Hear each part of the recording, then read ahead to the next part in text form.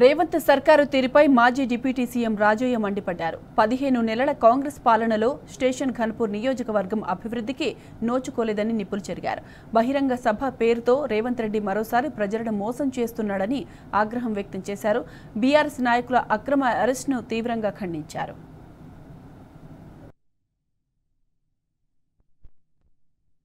ఈరోజు తెలంగాణ రాష్ట్ర ప్రభుత్వం రేవంత్ రెడ్డి ప్రభుత్వం గణపురం నియోజకవర్గంలో ఒక రాక్షస పాలన కొనసాగుతూ ఉన్నది. మరి రేవంత్ రెడ్డి ఇక్కడ సభ ఏర్పాటు చేసి రావడం సిగ్గుచేటు. పైసా ఇప్పటివరకు ఇవ్వలేదు, తట్ట మట్టి తీయలేదు, కానీ ఆలి లేదు, సూరి లేదు, కొడుకు పేరు సోమలింగం అన్నట్టు 800 కోట్ల రూపాయలు తీసుకొస్తున్నామని చెప్పేసి మాయమాటలు చెప్పి ప్రజలను మభ్యపెట్టి ఒక బహిరంగ సభ పేరుతోటి 500 నుండి 1000 రూపాయలు ఒక్కొక్క వ్యక్తికి తీసుకొచ్చే ప్రయత్నం చేసినా కూడా ఎవరు రావట్లేదు. ఆ ప్రాంగణంలో మొత్తం 20,000 కుర్చీలు కూడా వేయలేదు. అందులో 10,000 వస్తే గగనం లేకుంది. 50,000 మందిని తరలిస్తున్నామని చెప్పేసి డబ్బికాయలు పలుకుతున్నారు. ఈరోజు రేవంత్ రెడ్డి ప్రభుత్వాన్ని ఎట్టి పరిస్థితులలో అడ్డుకుంటాం అని చెప్పేసి ఇస్తే రాత్రి నుండే మరి బీఆర్ఎస్ శ్రేణులన్నీ కూడా అరెస్టు చేయడానికి తీవ్రంగా ఖండిస్తున్నాం. ఇదేమి రాజ్యం, పోలీసు రాజ్యం, దొంగల రాజ్యం.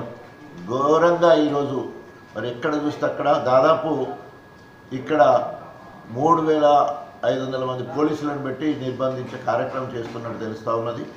మరి ఇంతమంది పోలీసుల భద్రత నీకు ఎందుకు అవసరం వచ్చింది? ఇప్పటివరకు గణపురం నియోజకవర్గం చేసింది ఏంటి? తప్పకుండా నువ్వే చెప్పినావు కదా, పార్టీ పిరాంపిడ వాళ్ళు వస్తే పిచ్చి కుక్కను రాళ్లతో కొట్టి చంపినట్టు చంపండి, దాంట్లో మొదటి రాయి నాదే వేస్తానని చెప్పడం జరిగింది. ఒకవేళ నిజంగానే రేవంత్ రెడ్డికి చిత్తశుద్ధి ఉండేది ఉంటే నువ్వు మొదటి రాయి మా బీఆర్ఎస్ శ్రేణులు ప్రతి మండలం నుంచి వెళ్ళి వేలాది మందిగా రాళ్ళు పట్టుకొని సిద్ధంగా ఉన్నారు. నువ్వు రాయంగానే మేము వేస్తామని ఎదురు చూస్తూ ఉన్నారు. లేదా కడియం శ్రీహరితోటి రాజీనామా చేయి, లేదా రేవంత్ రెడ్డి నువ్వు క్షమాపణ చెప్పు, నీ మాటలను నువ్వు వెనక్కు తీసుకో. ఎందుకోసం అంటే ఏరు దాటే వరకు ఓడమల్లన్న, ఏరు దాటిన తర్వాత బోడమల్లన్న అన్నట్టు నీ మాటకు నువ్వే నిలబడలేని పరిస్థితి ఉన్నది. ఈరోజు అందరినీ అక్రమంగా నిర్బంధించడం జరిగింది. తర్వాత రాత్రి 12, 1, 2, 3 రాత్రి అంతా కూడా బీఆర్ఎస్ శ్రేణులను అరెస్ట్ చేసి ఎక్కడెక్కడికో తిప్పి చివరికి మడికొండ దగ్గర అన్ని మండలాలకు సంబంధించిన బీఆర్ఎస్ శ్రేణులు అక్కడికి తీసుకుపోయినట్టు తెలుస్తూ ఉన్నది. ఇదంతా కూడా ప్రజలు గమనిస్తూ ఉన్నారు. తప్పకుండా ఈ నిర్బంధాన్ని ఎదుర్కొంటాం.